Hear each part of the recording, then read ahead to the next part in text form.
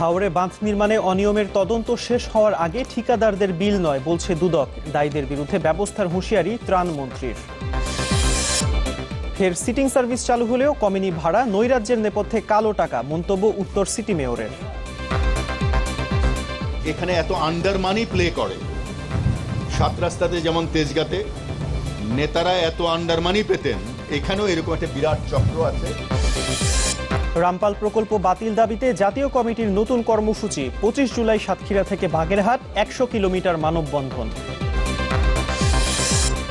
এবং আত্মহত্যার কারণে জঙ্গিদের জীবিত ধরা সম্ভব হচ্ছে না বলছে পুলিশ। অর্থায়ন রোধে দুদকের সাথে কাজ করতে চায় FBI।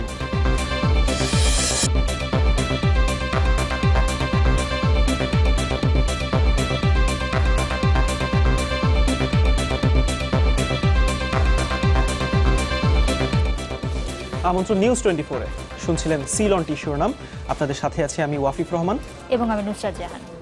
বিজলি কেবল সঠিক মানে কেবল ব্যবহার করুন যুগের পর যুগ বিজলি কেবল। হাওরে বাঁধ নির্মাণে অনিয়মের অনুসন্ধান শেষ হবার আগে ঠিকাদাররা কোনো বিল পাবেন না। দুপুরে সুনামগঞ্জের বিভিন্ন হাওর পরিদর্শন শেষে এই কথা জানান দুদকের তদন্ত দলের প্রধান। বলেন, ঠিকাদারদের বিরুদ্ধে যে অভিযোগ ছিল তা প্রমাণিত হলে আইনগত ব্যবস্থাও নেওয়া হবে। এদিকে সিলেটের ত্রাণমন্ত্রী বলেছেন, বাঁধ নির্মাণে অনিয়মে জড়িতদের চিহ্নিত করা হয়েছে, কেউই ছাড় পাবে না। হাওরে বাঁধ ভেঙে ফসলহানির পর থেকেই পানি উন্নয়ন বোর্ড ও ঠিকাদারদের দিকে অভিযোগের তীর ছোড়েন স্থানীয়রা। বলা হয়, বাঁধ নির্মাণে গাফিলতির কারণেই ডুবেছে কৃষকের স্বপ্ন। এই অভিযোগ খতিয়ে দেখতে তদন্তে নামে দুর্নীতি দমন কমিশন। বুধবার সিলেট বিভাগীয় কমিশনারের সাথে বৈঠক এবং সিলেট পানি উন্নয়ন বোর্ডের প্রধান প্রকৌশলী মোহাম্মদ আব্দুল হাইকে জিজ্ঞাসাবাদ করে 3 সদস্যের তদন্ত কমিটি। এরপর বৃহস্পতিবার সকালে সুনামগঞ্জের বিভিন্ন হাওর পরিদর্শন করেন কমিটির সদস্যরা। কথা বলেন ক্ষতিগ্রস্ত কৃষকদের সাথে। পরে প্রতিনিধি দলের প্রধান সাংবাদিকদের জানান, বাঁধ নির্মাণে অনিয়মের অনুসন্ধান শেষ হবার আগে ঠিকাদাররা কোনো বিল পাবেন না। যে প্রকল্পের কাজ যদি পরিমাপে পাওয়া না যায়, সেই কাজের বিল পরিশোধ করার কোনো সুযোগ আইনগতভাবে নাই। দুদক বলছে, ঠিকাদারদের বিরুদ্ধে যে অভিযোগ উঠেছে তা প্রমাণিত হলে আইনগত ব্যবস্থা নেওয়া হবে। যতটুকু ব্যবস্থা নেওয়া দরকার দুদক নেবে। আমার ধারণা, দুদকের আগে পানি উন্নয়ন বোর্ডের উচিত তাদের বিরুদ্ধে ব্যবস্থা নেওয়া। এদিকে সিলেট জেলা প্রশাসক কার্যালয়ে এক বৈঠকে ত্রাণমন্ত্রী জানান, হাওর রক্ষা বাঁধ নির্মাণে অনিয়মে জড়িতদের চিহ্নিত করা হয়েছে, তাদের কেউই ছাড় পাবে না। তো যাদের কারণে এই ক্ষতিগ্রস্ত শিকার হয়েছেন, ইতিমধ্যে তাদেরকে চিহ্নিত করা হয়েছে এবং তাদের অনেকে প্রত্যাহার করা হয়েছে। মন্ত্রী বলেন, হাওড়ে ক্ষতিগ্রস্তদের সব ধরনের সহায়তা করবে সরকার। এছাড়া তাদের পাশে দাঁড়াতে সর্বস্তরের মানুষকে এগিয়ে আসারও আহ্বান জানান তিনি। সিদ্ধান্ত ইতিমধ্যে আমরা নিয়েছি মাননীয় প্রধানমন্ত্রীর নির্দেশ ক্রমে। নাজমুস সাকিব, চ্যানেল 24। 3 দিনের ভুটান সফর শেষে দেশে ফিরেছেন প্রধানমন্ত্রী শেখ হাসিনা। সকালে ড্রুক এয়ারওয়েজের একটি ফ্লাইটে হযরত শাহজালাল আন্তর্জাতিক বিমানবন্দরে নামেন তিনি। এ সময় তাকে স্বাগত জানান প্রধানমন্ত্রীর কার্যালয়ের ঊর্ধ্বতন কর্মকর্তারা। প্রধানমন্ত্রীর 3 দিনের সফরে ভুটানের সাথে 5টি চুক্তি এবং সমঝোতা স্মারক সই হয়। থিম্পুতে স্থাপন করেন বাংলাদেশ হাই কমিশনের নতুন ভবনের ভিত্তিপ্রস্তর। অংশ নেন অটিজম বিষয়ক আন্তর্জাতিক সম্মেলনের উদ্বোধনী অনুষ্ঠানে। গত মঙ্গলবার ভুটান যান প্রধানমন্ত্রী শেখ হাসিনা।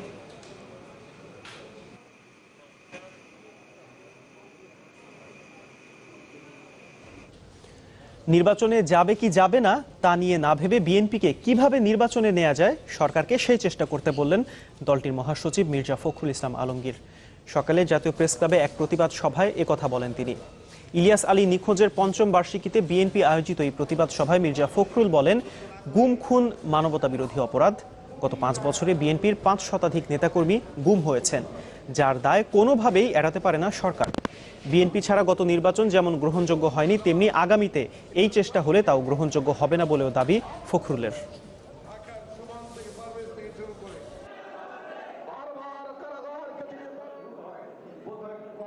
কোন বিরোধী দল আপনার সেই নির্বাচনে অংশগ্রহণ করেনি, যার ফলে কি হয়েছে, আপনার এই নির্বাচন আন্তর্জাতিকভাবে বাংলাদেশের মানুষের কাছে গ্রহণযোগ্য হয় নাই। সুতরাং বিএনপিকে কি করে নির্বাচনে আনবেন সেই চেষ্টা করুন। ওই ভয় দেখিয়ে লাভ নেই। যে বিএনপি নির্বাচনে না আসলে বিএনপির নিবন্ধন বাতিল হবে, অমুক হবে, এগুলো বলে লাভ নেই। বিএনপির সর্ববৃহৎ রাজনৈতিক দল বাংলাদেশে, বিএনপি ছাড়া বাংলাদেশে কোনো নির্বাচন হবে না, হতে পারে না, হতে না।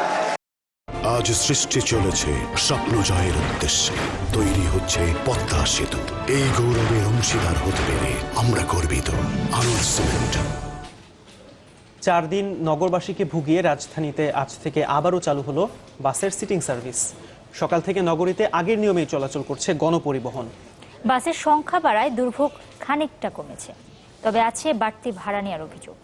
ঢাকা উত্তর সিটির মেয়র বলছেন, গণপরিবহন খাতে নৈরাজ্যের পেছনে আছে কালো টাকা। এক ঘোষণায় নাটকীয়ভাবে পাল্টে যায় রাজধানীর সড়কগুলোর চিত্র। গেল 4 দিন ধরে গণপরিবহনের সংখ্যা কম থাকলেও আজ তার কমতি নেই। ফলে অনেকটা স্বাভাবিকভাবেই বাসে চড়ে গন্তব্যে যেতে পারছেন নগরবাসী। নেই যাত্রীদের হুড়োহুড়ি। আর এতে স্বস্তি ফিরলেও 4 দিনের মাথায় আবারও সিটিং সার্ভিস চালু করা নিয়ে যাত্রীদের মধ্যে ছিল মিশ্র প্রতিক্রিয়া।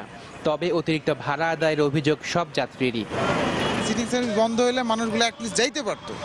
এখানে ওদের সিটিং সিস্টেম করে যে চিটিংটা করার সেটা বন্ধ করার ব্যবস্থা করে। ভাড়া বেশি নেয়, লোকজন অনেক সময় দাঁড়ায় নেয়। ঠেলাঠেলি করে মানুষজনের মধ্যে উঠতে পারতাম না। সিটিং সার্ভিসটা আমার জন্য খুব ভালো ছিল। এই কয়েকদিন আমার খুব অসুবিধা হয়েছে। সিটিং সার্ভিস ভালো, কারণ জ্যাম হয় না বা বাসে উঠতে সমস্যা হয় না, কিন্তু ভাড়াটা বেশি পড়ে যাচ্ছে।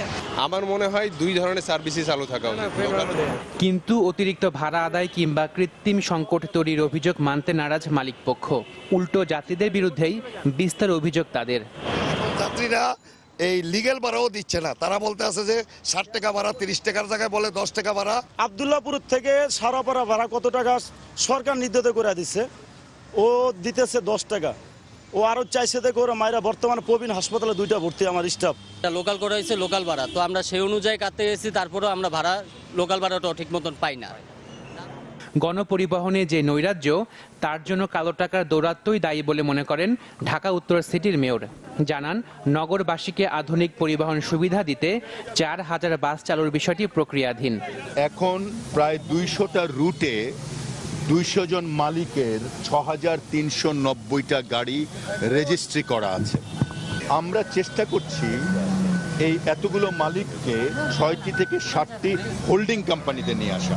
এখানে এত আন্ডার মানি প্লে করে। 7 রাস্তাতে যেমন তেজগাঁতে নেতারা এত আন্ডার মানি পেতেন, এখানেও এরকম একটা বিরাট চক্র আছে। গত রোববার রাজধানীতে সিটিং বাস সার্ভিস বন্ধ হয়ে যায়। এরপর হঠাৎ করেই কমে যায় গণপরিবহন। ফলে চরম ভোগান্তিতে পড়ে নগরবাসী।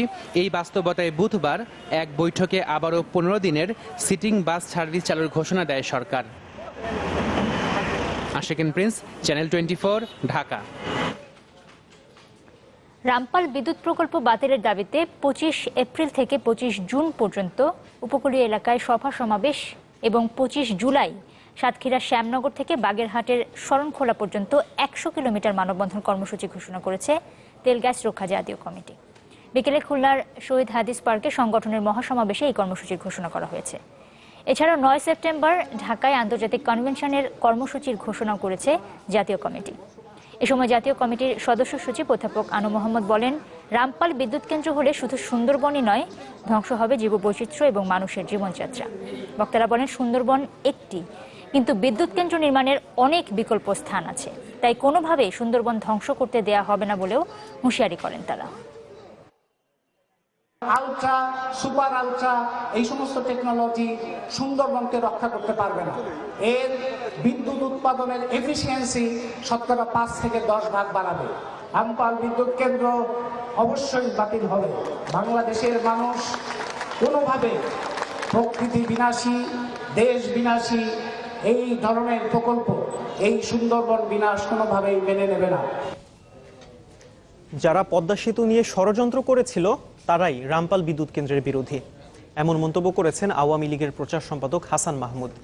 বিকেলে রাজধানীর ধানমন্ডিতে দলীয় সভানেত্রীর কার্যালয়ে সংবাদ সম্মেলনে তিনি বলেন, ভাড়া করা বিজ্ঞানীরাই রামপাল ইস্যুতে পরিবেশের ক্ষতির কথা বলছেন।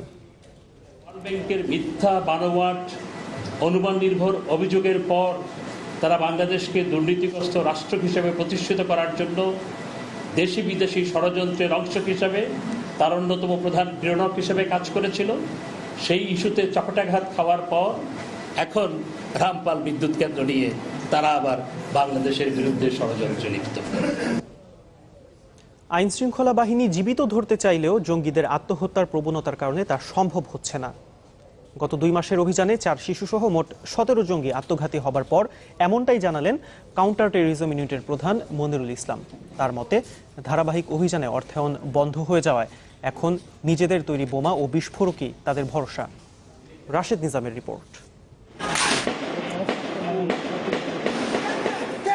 রাজধানীর গুলশানে হলি আর্টিজান রেস্তোরাঁয় ভয়াবহ হামলার পর দেশের বিভিন্ন স্থানে ধারাবাহিকভাবে জঙ্গি বিরোধী অভিযান চালাচ্ছে আইনশৃঙ্খলা বাহিনী।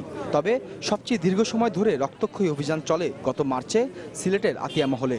দেশ বিদেশে আলোড়ন তোলা অপারেশন টয়লেট নামের এই অভিযানে সেনাবাহিনীর গুলিতে 2 জন মারা গেলেও আত্মঘাতী হয় 2 জঙ্গি। আস্তানার পাশে জঙ্গিদের ফেলে রাখা বোমায় মারা যান র্যাবের গোয়েন্দা প্রধান, 2 পুলিশ পরিদর্শক সহ 7 জন। এই অভিযান শেষ না হতেই সিলেটের মৌলভীবাজারে খোঁজ মেলে আরও 2 জঙ্গি আস্তানার, যার মধ্যে নাসিরপুরে অপারেশন হিটব্যাকে 4 শিশুসহ আত্মঘাতী হয় 7 জন। আর বড়হাটে অপারেশন ম্যাক্সিমাসের পর উদ্ধার হয় 3 জঙ্গির ছিন্নভিন্ন লাশ। তারাও আত্মঘাতী ছিল বলে দাবি আইনশৃঙ্খলা বাহিনীর। গোয়েন্দারা বলছেন, এভাবে আত্মঘাতী হওয়া জঙ্গিদের পরিকল্পনার অংশ। ল এনফোর্সিং এজেন্সির লোক সহ তারা সদস্য সহ তারা মানে আত্মাহুতি দেবে। সেটা না পারলেও বলা আছে যে না হলে তুমি তোমার নিজেকে উড়িয়ে দাও, আত্মঘাতী হও, যাতে ধরা পড়ে গেলে এদের কথা, অর্থাৎ এই যে মাস্টার মাইন্ড যারা আছে বা এদের যারা রিক্রুটার আছে, অন্য সহযোগী সদস্য আছে, তাদের কথা যাতে ল এনফোর্সিং এজেন্সি না জানতে পারে। পুলিশের কাউন্টার টেররিজম ইউনিটের প্রধানের মতে, তামিম চৌধুরী ও সারোয়ার জাহান নিহত হবার পর চরম অর্থ সংকটে পড়েছে নব্য জেএমবি। তাই শুধু বোমা আর বিস্ফোরকই এখন তাদের ভরসা। তারা এখন যে কৌশল অবলম্বন করেছে, এই বোমার যে আকার, আকৃতি, পরিমাণ, কেমিক্যালসের পরিমাণ, এইটা অনেক বেশি দিচ্ছে, যে কারণে এটা ধ্বংসাত্মক ক্ষমতাটা হচ্ছে। তো এখন তারা অস্ত্র ব্যবহারের চাইতে বোমার ব্যবহারের উপরে জোর দিচ্ছে। আপাতত নির্দিষ্ট কোনো হামলার আশঙ্কা নেই, তারপরও সতর্ক থাকার পরামর্শ তার। মরার সময় যদি ল এনফোর্সিং এজেন্সির কোনো সদস্যকে নিয়ে মরতে পারে, সেটা তাদের মানে বাড়তি পাওনা হিসেবেই তারা তাদেরকে ওইভাবে মোটিভেশন দেওয়া আছে। হলি আর্টিজান হামলার পর থেকে এই পর্যন্ত আইনশৃঙ্খলা বাহিনীর অভিযান ও বন্দুকযুদ্ধ সহ বিভিন্ন সময় নিহত হয়েছে অর্ধশতাধিক জঙ্গি। রাশেদ নিজাম, চ্যানেল 24, ঢাকা। জঙ্গিবাদে অর্থায়ন রোধ এবং মানি লন্ডারিং বিষয়ে দুদকের সাথে কাজ করতে আগ্রহী মার্কিন গোয়েন্দা সংস্থা এফবিআই। সকালে সংস্থাটির প্রতিনিধি দুদক চেয়ারম্যানের সাথে তার কার্যালয়ে দেখা করে এই আগ্রহের কথা জানান। পরে দুদক চেয়ারম্যান সাংবাদিকদের বলেন, বিষয়টি নিয়ে আরও আলোচনার জন্য আগামী জুলাইতে ঢাকায় আসবেন এফবিআই এর উচ্চপদস্থ এক কর্মকর্তা। তখন একটি সমঝোতা স্মারক সইয়ের কথা রয়েছে। জঙ্গি দমন এবং মানি লন্ডারিং রোধে এফবিআই এর সফলতার অভিজ্ঞতাও দুদকের সাথে বিনিময় করতে চায় মার্কিন গোয়েন্দা সংস্থাটি।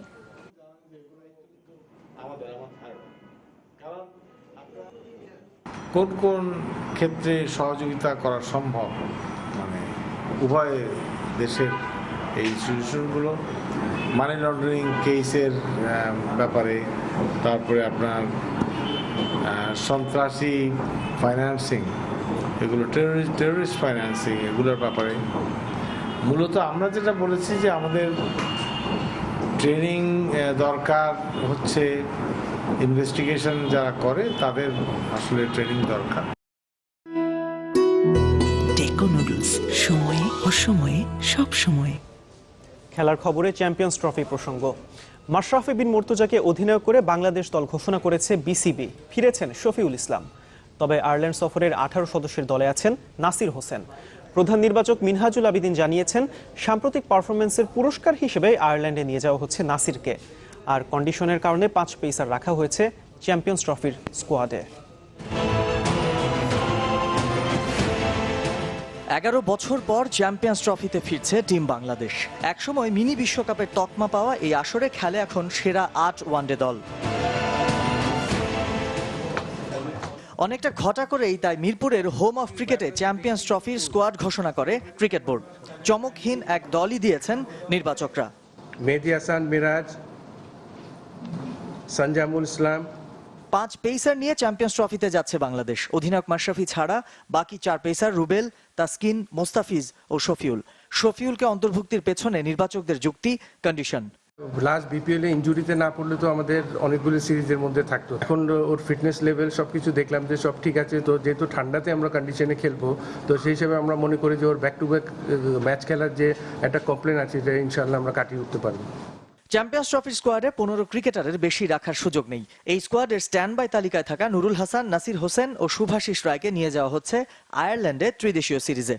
2 সফরে স্ট্যান্ড বাই তালিকায় মোহাম্মদ সাইফুদ্দিন। ঘরোয়া ক্রিকেট ও ইমার্জিং কাপে পারফরমেন্সের পুরস্কার হিসেবে নাসিরকে ফেরানো হয়েছে বললেন প্রধান নির্বাচক।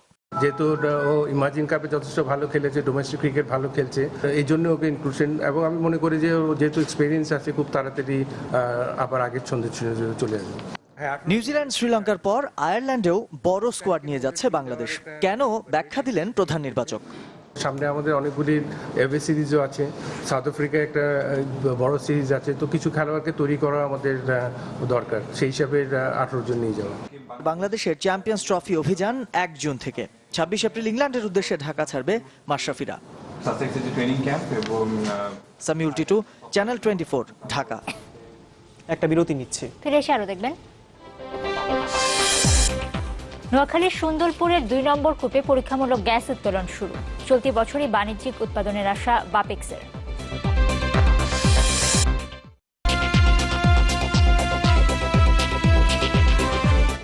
আমন্ত্রণ আরো একবার। আপনারা দেখছেন নিউজ 24। কক্সবাজারের টেকনাফ থেকে মিয়ানমারের মংডু পর্যন্ত যাত্রীবাহী লঞ্চ সেবা চালু করা হবে। বিকেলে সচিবালয়ে জাতীয় চোরাচালান প্রতিরোধ কমিটির নিয়মিত সভা শেষে সংবাদ সম্মেলনে একথা জানান স্বরাষ্ট্রমন্ত্রী।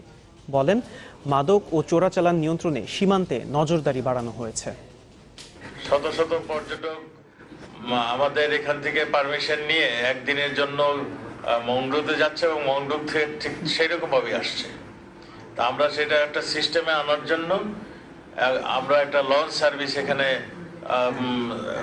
প্রচলন করার জন্য আমরা ব্যবস্থা নিতে যাচ্ছি, এবং যাতে করে এই সমস্ত জায়গা দিয়েও যত্রতন্ত্র ভাবে গেলে যে চোরাচালানের একটা সম্ভাবনা থাকে, সেটা যাতে বন্ধ হয়। কুমিল্লা সিটি মেয়র মনিরুল হক সাক্কুর বিরুদ্ধে গ্রেফতারি পরোয়ানায় সরকারের কোনো হস্তক্ষেপ নেই। বিকেলে কুমিল্লার পদুয়ার বাজারে ফুটওভার ব্রিজের উদ্বোধন শেষে এই দাবি করেন সড়ক পরিবহন ও সেতুমন্ত্রী ওবায়দুল কাদের। যিনি মেয়র হয়েছে তার বিরুদ্ধে যদি আদালতে মামলা থাকে, দুদক যদি মামলা করে, সেখানে তো আমাদের কিছু করার নেই। এটা আইনগত ব্যাপার, এবং আইনগত ব্যাপারে আমাদের কোনো হস্তক্ষেপ নেই। উচ্ছেদ নয়, রাজধানীবাসীর চলাচল নির্বিঘ্ন করতেই সড়ক ও ফুটপাত দখলমুক্ত করা হচ্ছে। সকালে রাজধানীর বাড়িধারায় সৌদি আরব ও রুশ দূতাবাসের সামনে উচ্ছেদ অভিযানে এই মন্তব্য করেন ঢাকা উত্তর সিটির মেয়র আনিসুল হক। বলেন, দূতাবাসগুলোর সাথে আলোচনা করে তাদের বোঝানো হয়েছে দখলকৃত রাস্তা ও ফুটপাতের অংশ ব্যবহার জনগণের সাংবিধানিক অধিকার, সেই সাথে দূতাবাসগুলোর নিরাপত্তার বিষয়ে আশ্বস্ত করা হয়েছে। আজকের অভিযানে রাশিয়ান দূতাবাসের পাশের ফুটপাত ঘিরে রাখা বেড়া ও ফুলের গাছ সরানো হয়। একই সাথে সৌদি দূতাবাসের সীমানা প্রাচীরের পাশের রাস্তা দখল করে তৈরি বিভিন্ন স্থাপনাও উচ্ছেদ করা হয়। এই উচ্ছেদ অভিযানের খবর সংগ্রহ করতে গেলে সংবাদকর্মীদের উপর চড়াও হয় পুলিশ।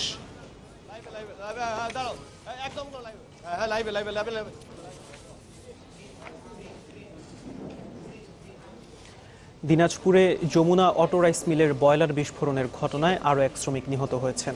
এ নিয়ে নিহতের সংখ্যা দাঁড়ালো 3 জনে। গতকাল 19 জন শ্রমিককে গুরুতর অবস্থায় রংপুর মেডিকেলে ভর্তি করা হলে 2 জনের মৃত্যু হয়। চিকিৎসাধীন অবস্থায় সকালে মারা যান আরও 1 জন। চিকিৎসকরা জানিয়েছেন, দগ্ধদের মধ্যে 8 জনের অবস্থা আশঙ্কাজনক। এদিকে 5 সদস্যের তদন্ত কমিটি গঠন করেছে দিনাজপুর জেলা প্রশাসন। এছাড়া নিহতদের পরিবারকে 20,000 ও আহতদের 10,000 টাকা করে সাহায্য দেওয়া হয়েছে।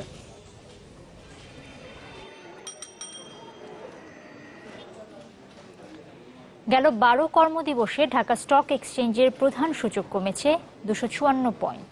টানা এই পতনে পুঁজি হারানোর শঙ্কায় ক্ষুদ্র বিনিয়োগকারীরা। বিশ্লেষকরা বলছেন, প্রাতিষ্ঠানিক বিনিয়োগকারীদের স্বল্প মেয়াদে বিনিয়োগের কারণেই বাজার স্থিতিশীল হতে পারছে না। আনিসুর রহমানের রিপোর্ট। টানা দরপতনে পুঁজিবাজার। এপ্রিলের প্রথম 14 কর্মদিবসের 11 দিনই কমেছে ঢাকা স্টক এক্সচেঞ্জের প্রধান সূচক। 1000 কোটি টাকার উপরের লেনদেন নেমে এসেছে 600 কোটিতে। কিছু সিন্ডিকেট আছে বাজারে, তারা অত্যন্ত প্রভাবশালী, তারা পরিকল্পিতভাবে শেয়ার হাতিয়ে নেওয়ার জন্যই তারা ডাম্পিং করে শেয়ারের দাম কমাচ্ছে না। সিকিউরিটি একটা দিয়েছে, সবাই এটা জানে কারা করতেছে, ওদেরকে ধরতেছে না। এই কারসাজির জন্য দানা দোল্লা বাজার কোনোদিন ভালো হবে না। সাধারণ বিনিয়োগকারীদের অভিযোগ, কারসাজি করে কমানো হচ্ছে শেয়ারের দাম। তবে এমন দরপতনে গ্রহণযোগ্য কোনো কারণ খুঁজে পাচ্ছেন না বিশ্লেষকরা। প্রসপেক্ট নিয়ে, ফিউচার নিয়ে একটু ওয়েট অ্যান্ড সি যেন বিনিয়োগকারীও ওই পলিসি নিচ্ছে। বড় রকমের ইনভেস্টমেন্ট হচ্ছে না। বিশেষ করে আর্থিক প্রতিষ্ঠান বলেন, মিউচুয়াল ফান্ড বলেন, যারা শেয়ার পুল করে এবং যারা আপনার মার্চেন্ট ব্যাংকের যারা পোর্টফোলিও করে, তারা অনেক বেশি ইনভেস্টমেন্ট করে এবং বড় বড় ইনভেস্টমেন্ট করে, কিন্তু দেখা যাচ্ছে তারাও ট্রেডারের ভূমিকা অবতীর্ণ হচ্ছে। তারা বলছেন, দেশের অর্থনীতির সব সূচকই ভালো অবস্থানে, রাজনৈতিক অবস্থাও স্থিতিশীল, তাই একটি গতিশীল পুঁজিবাজার সময়ের দাবি। কিন্তু প্রাতিষ্ঠানিক বিনিয়োগকারীদের অনাকাঙ্ক্ষিত ভূমিকায় তা সম্ভব হচ্ছে না। আপনার কাছে যদি অ্যাভেলেবেল টাকা থাকে তাহলে আপনি যে কাজটা করতে পারেন, এখন আমি মনে করি অনেক শেয়ার আছে যেগুলি আপনি কেনার জন্য যথেষ্ট ভালো সময়, অতএব ওখানে কিনতে পারেন। কিনে আপনাকে একটু লং টার্মে থাকতে হবে। ফান্ডামেন্টালি স্ট্রং শেয়ারের দিকে যেতে হবে, যেটা আঘাত করলেও অতটা আঘাত করবে না। যে শেয়ার অর্ধেক হয়ে যায় সেটা নিশ্চয় ফান্ডামেন্টালি স্ট্রং না। হুজুকি শেয়ার বেচা কেনা না করে মৌলভিত্তিক কোম্পানিতে দীর্ঘমেয়াদী বিনিয়োগের পরামর্শ বিশ্লেষকদের। তাতে ক্ষুদ্র বিনিয়োগকারীদের ঝুঁকি কমবে, বাড়বে লাভের অঙ্কও। আনিসুর রহমান, চ্যানেল 24, ঢাকা। নিউজ 24 সময় হলো আরেকটা বিরতি। এরপর দেখবেন, ফরিদপুরে বসত ভিটা লিখে দেওয়ার পর মা বাবাকে বের করে দিয়েছে ছেলে, ভরণ পোষণ চেয়ে মায়ের মামলা।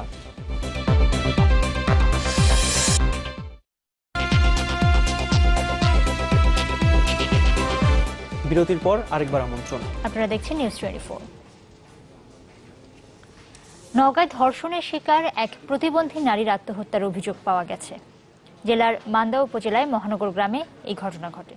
নিহতের পরিবার জানিয়েছে, গতকাল বিকেলে বাড়িতে একা পেয়ে 3 জন যুবক ঘরে ঢুকে বাক প্রতিবন্ধী ওই নারীকে হাত পা বেঁধে ধর্ষণ করে পালিয়ে যায়।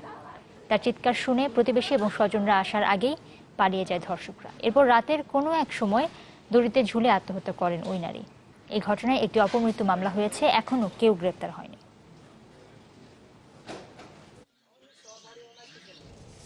বহিষ্কৃত এক শিক্ষার্থীকে পরীক্ষায় অংশ নিতে দেওয়ার দাবিতে বিক্ষোভকে কেন্দ্র করে চট্টগ্রাম বিশ্ববিদ্যালয়ে পুলিশের সাথে সংঘর্ষে জড়ায় ছাত্রলীগ। শৃঙ্খলা ভঙ্গের দায়ে আব্দুল্লাহ আল কায়সার নামে সাংবাদিকতা বিভাগের ওই পরীক্ষার্থীকে 2 বছর আগে বহিষ্কার করা হয়। আজ বিভাগের নির্ধারিত পরীক্ষায় তাকে অংশ নেওয়ার সুযোগ দেওয়ার দাবিতে ছাত্রলীগ কর্মীরা বিক্ষোভ করে। এক পর্যায়ে তারা ভাঙচুর চালায়। তাদের সরাতে গেলে সংঘর্ষ বাঁধে পুলিশের সাথে, এতে আহত হয় 5 জন। প্রতিবাদে বিভাগের ফটকে তালা লাগিয়ে দেয় ছাত্রলীগ কর্মীরা, বন্ধ করে দেয় শহরমুখী শাটল ট্রেন। উদ্ভূত পরিস্থিতিতে স্থগিত করা হয় পরীক্ষা। এ ঘটনায় কায়সার ও মিজানুর রহমান বিপুলকে স্থায়ীভাবে বহিষ্কার করেছে ছাত্রলীগ।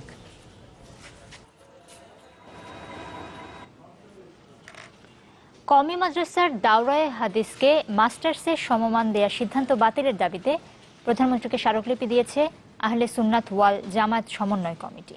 দুপুরে চট্টগ্রাম জেলা প্রশাসকের মাধ্যমে তারা এই স্মারকলিপি দেয়।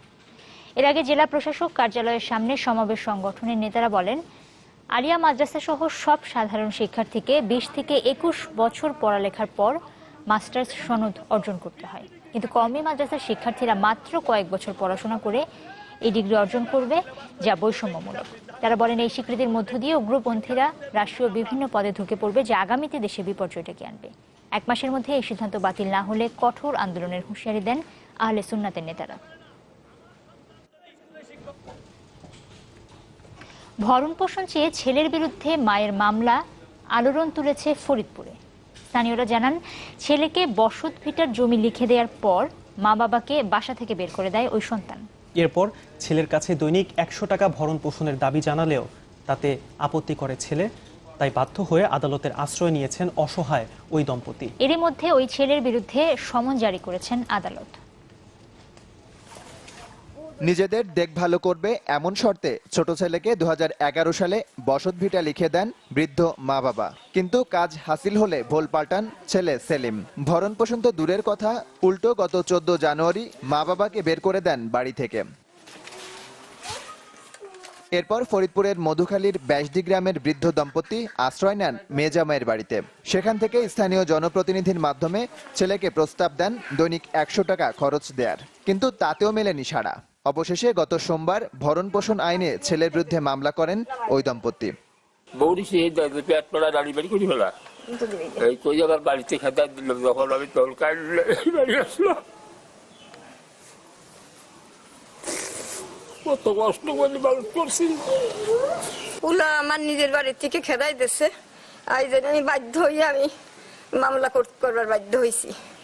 আমি এখন থাকবো কোথায়? আমার এখন কে খাবার দেবে বৃদ্ধকালে? কোথায় যাব আমি? এ ঘটনা আলোড়ন তুলেছে গোটা জেলায়। নিন্দা জানিয়ে বিচার দাবি করেছেন ছেলের। তাই এই ব্যক্তি তো অনেক কষ্ট করে নিজের সম্পদটুক ছেলেরে লিখে দিচ্ছে, এই ছেলে মা এবং বাবাকে গাদ ধরে করতে পারে। এটা জাতির জন্য একটা কলঙ্ক এবং লজ্জাজনক এবং এটা অন্যায়। যেই পিতামাতা না হলে আমরা এই জগৎ দেখতাম না, এই পৃথিবী দেখতাম না, তাদের ব্যাপারে অবশ্যই সন্তানদের উচিত ভরণ পোষণ দেওয়া। আইনজীবীরা বলছেন এ আইনে ফরিদপুরে এটিই প্রথম মামলা। আসামির প্রতি সমন দিয়েছে, আশা করি এই আইনের সর্বোচ্চ প্রতিকার আমার ক্লায়েন্ট পাবে। আগামী 23 মে ছেলে সেলিম সর্দারকে হাজির হতে সমন জারি করেছেন আদালত। Desk report, channel 24। নিউজ 24 এর সময় হলো আরেকটি বিরতির। ফিরে এসে থাকবে। পানামা পেপারস কেলেঙ্কারিতে নওয়াজ শরীফের বিরুদ্ধে তথ্য প্রমাণ নেই, অপসারণের বিপক্ষে রায় সুপ্রিম কোর্টের।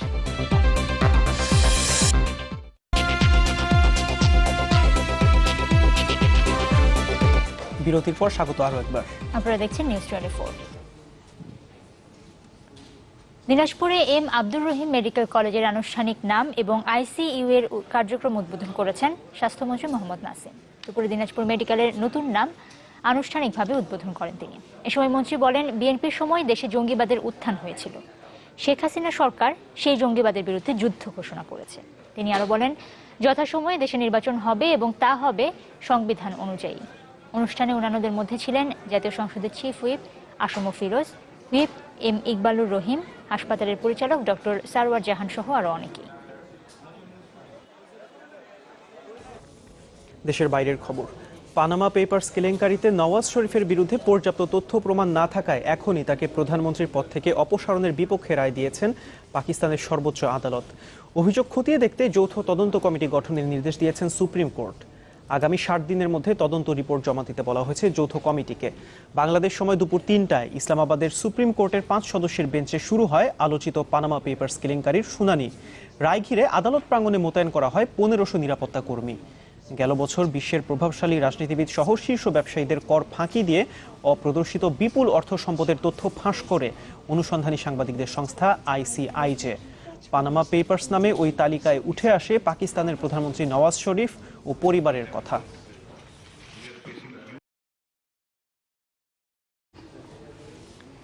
নাগরিকত্ব আইনে বড় ধরনের পরিবর্তন আনতে যাচ্ছে অস্ট্রেলিয়া। বৃহস্পতিবার এই ঘোষণা দেন দেশটির প্রধানমন্ত্রী ম্যালকম টার্নবুল।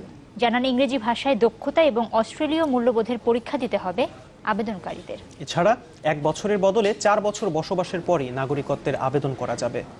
দেশটির অভিবাসন বিষয়ক মন্ত্রীর দাবি, কল্যাণমূলক কর্মসূচির অপব্যবহার রোধেই নাগরিকত্ব আইন কঠোর করার উদ্যোগ নেওয়া হয়েছে।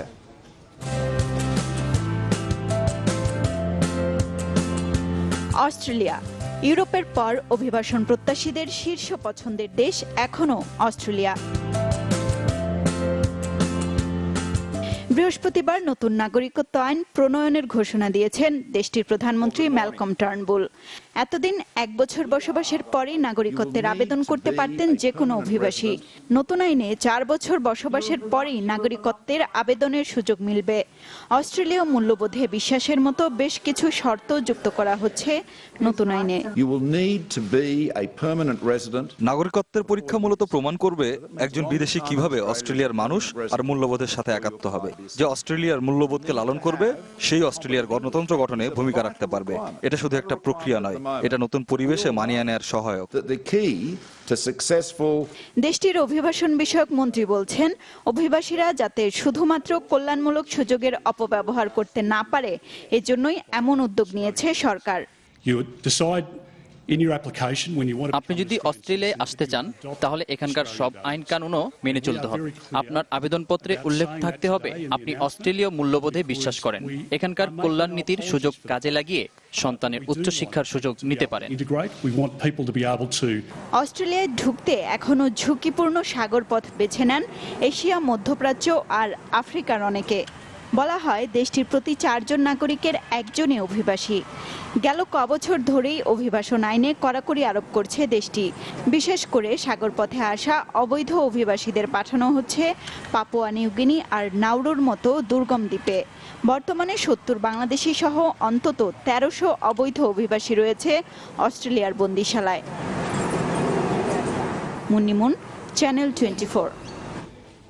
আর এর সাথে শেষ করব নিউজ 24। তার আগে সিলনটি শিরোনামগুলো জানাবো আরো একবার।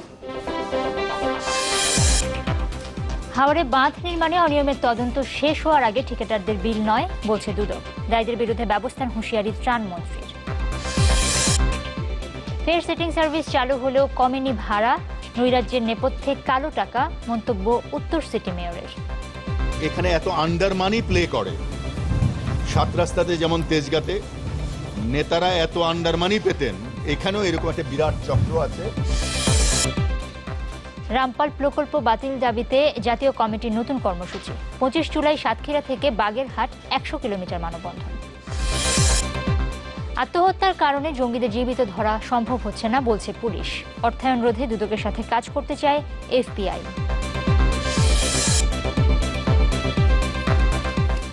এই ছিল নিউজ 24। এতক্ষণ সাথে থাকার জন্য আপনাদের সবাইকে ধন্যবাদ।